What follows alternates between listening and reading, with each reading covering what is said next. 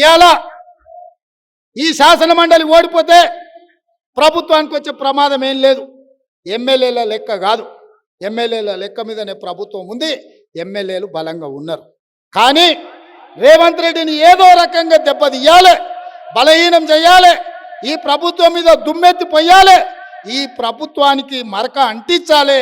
శాసన మండలి ఎన్నికల్లో నరేందర్ను ఓడిస్తే ఈ ప్రభుత్వం మీద బురద పోసినట్టు అవుతుందని చెప్పి బీఆర్ఎస్ బీజేపీలు చీకట్ల కౌగిలించుకొని ఈరోజు కలిసికట్టుగా ఫెవికాల్ బంధంతో మన మీద దాడి చేస్తున్నారు. మిత్రులారా, చిన్న చిన్న అంశాలను దృష్టిలో పెట్టుకొని ఏముందిలే ఎమ్మెల్సీ ఎన్నికల్లో గెలిస్తేంది ఓడితేంది అని మీరు అనుకుంటే రేపు ఈ ఓటమిని ఏ విధంగా చూపిస్తారంటే ఎస్సీ వర్గీకరణ చేసినందుకు ఎమ్మెల్సీ ఓడిపోయాడు, బీసీ కులగణన చేసినందుకు ఈ ఎమ్మెల్సీ ఓడిపోయాడు, 55,000 ఉద్యోగాలు ఇచ్చినందుకు ఈ ఎమ్మెల్సీ ఓడిపోయాడు, టీచర్లను బదిలీ చేసినందుకు ఈ ఎమ్మెల్సీ ఓడిపోయాడు, మొదటి తారీఖు నాడు మీ జీత భత్యాలు ఇచ్చినందుకు మీరు ఎమ్మెల్సీ ఓడిపోయినరని అంటే 21,000 కోట్ల రూపాయల రైతు రుణమాఫీ చేసినందుకు ఈ ఎమ్మెల్సీ ఓడిపోయిందంటే ఇది ప్రజలకు నష్టమా కాదా మీరు ఆలోచన చెయ్యండి అని చెప్పి నేను మిత్రులందరినీ నేను అడుగుతున్నా.